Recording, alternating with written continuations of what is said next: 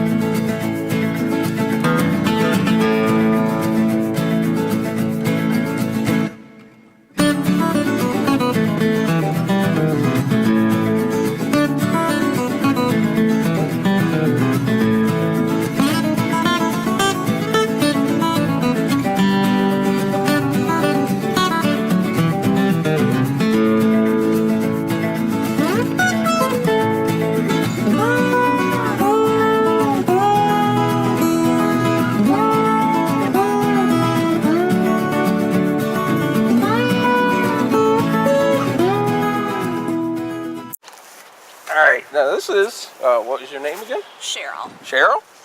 And she runs the Nottingham Nature Nook here. And she takes care of all the animals and all that. So tell me what exactly you guys do.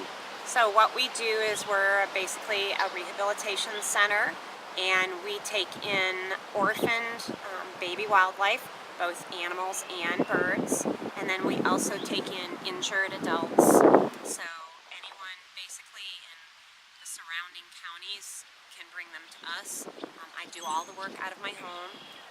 I am not funded by anyone, even though it's a non-profit. Right. Even though I'm regulated by the D.N.R, the D.N.R doesn't give any kind of monetary support for it at all. So it's basically a labor of love. You do it because you love it and because of all the wildlife, really, that are in need. Right. There's a huge hole. There's just not enough people out there doing it, and there's a lot of wildlife that need help. Exactly. Yeah. I mean, I was just coming up here, and believe it or not, there was a groundhog that came right out in the road. I'm like, whoa! I'm like, that's exactly what I'm talking about. Yeah. You gotta watch out, and yeah. especially in these areas and all that. So it's awesome. I mean, I remember helping a guy raise raccoons one time. His mother got run over, and he had to raise them until they got old enough to sell loose. Yeah. All that. So that's awesome. And she's gonna show me around and. Said, if you want, is there a thing where they can donate? We have Nottingham Nature Nook has both a Facebook page, and we also have a website, and we have donate buttons on both of those. Our website is just www.nottinghamnaturenook.com.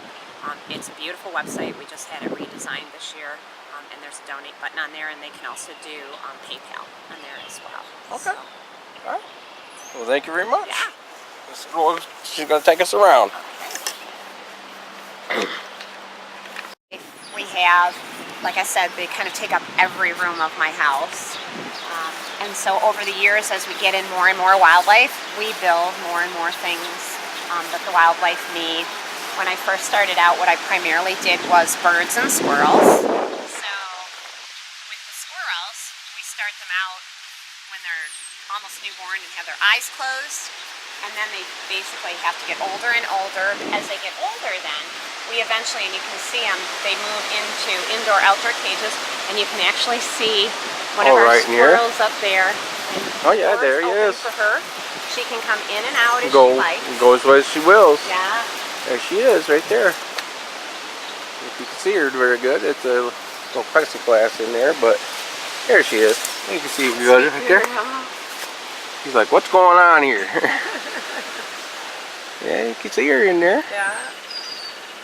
And she was just a baby when you got her, huh? Absolutely tiny with her eyes closed. So. She's almost full grown now. Yeah. Look at her, you can see her in there. I'm leaving. Hey, but no cameras, no filming. I get a lot of that from squirrels. They're like, oh, don't film me. We're very fortunate. Have a lot of people who really support me and everything that I do. These are the different foxes that we've raised and released here at Nottingham. The first two were red foxes that were they're called a silver hybrid, so they were both black, and they were amazing. So all these have already been These released. are all fox kits that we've raised and released. Yeah. So they're out running probably around this area somewhere. Well, and some of them we took to other places because we don't want to overrun the area. Right. We only want a certain number. Because we are in the city, and it's dangerous around here for a lot of these animals.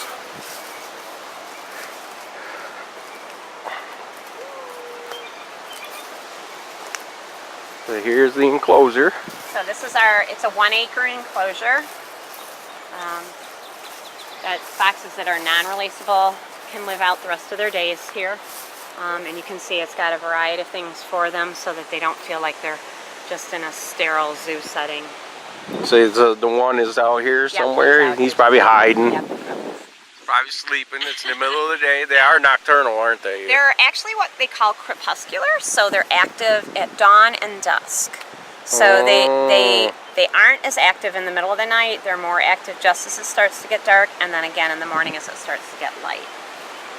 And they're omnivores, so they eat a variety of things.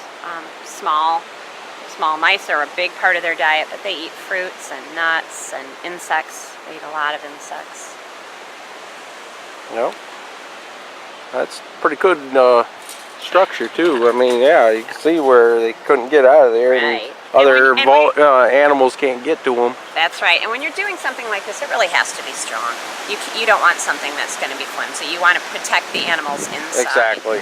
So. And I'm sure D.N.R. and them probably have regulations on you guys too. They do. But you know, I mean, I went even above and beyond that because I really wanted to make sure it was a safe place for them, but also a place that was going to encourage them to be happy, that they wanted to spend the rest of their life here, that they weren't just existing. I wanted them to thrive and enjoy where they were. That's awesome. And I see you got the little... Is that where they can... That's where we start out the kits. They go in that smaller cage until we know that they're big enough to be able to go out into this. And so that's actually where I have my 3 fox kits right now that are waiting that we're going to transport tomorrow. Oh, so they're in the house right now? Well, no, they're in here, but they dig a den. So we let them, we've got we have fencing buried about 3 feet down, so they can dig right down to that fencing and make a den. And they can't get out. Right. And then we have fencing over the top so hawks or eagles can't come in and take them away when they're babies. Yeah, I've heard of that because I've even actually heard of chihuahuas getting taken away. Yeah. You know, Oh yeah. You know. The fawn barn? We call it the fawn barn. So this is where we want to do work, especially to the back half of this is going to need to be rebuilt. Yeah, it looks... fallen apart a little bit. But where we keep the fawns, then, is we have the 2 stalls in here. So this is where they can come in and sleep. We can close the door so that they're protected in here, so that nothing can come in and get them. We can slide that door completely closed, and so that this is. And where are they right now? So they're actually in the house because the fawns that I have right now are less than a week old, so they can't be out. So this is where they can run around. This is where they come first initially, and then once they're old enough. Then they move into this area here. So you can see by the fencing, it's because it's older. We've had this structure up for probably 15 years. You can see something's dug in there. Yeah, it's in pretty bad need of fixing because the fawns can push against some of the slats and just push it open. So the man who built the fox enclosure for me is going to build this enclosure as well. So it'll be another really cage one just like the other one. No, it'll be wooden because for deer, they can run into that stockade fencing and hurt themselves, the cyclone. So you need a stockade fencing that's a solid for them to see, and then they respect it a lot more. So then our new one we'll have this, he'll rebuild this, but then we're going to add on to it, so we'll have a big door in the back of this, and then we'll have a second enclosure, so the older they get, we can open it up and they can have more and more. There. Because we'll keep them generally until the fall, until hunting season, and then they get released. But the nice thing about our area is there is no hunting. No hunting, so they're safe here, and they can come and go again, just like a lot of our other animals. They can come and go here. If they want to come back in and sleep in the stalls in the winter, they can. And a lot of times I'll have, a couple of them every year that'll come back. Just come back, because they remember this place, I'm sure, and they probably love you, and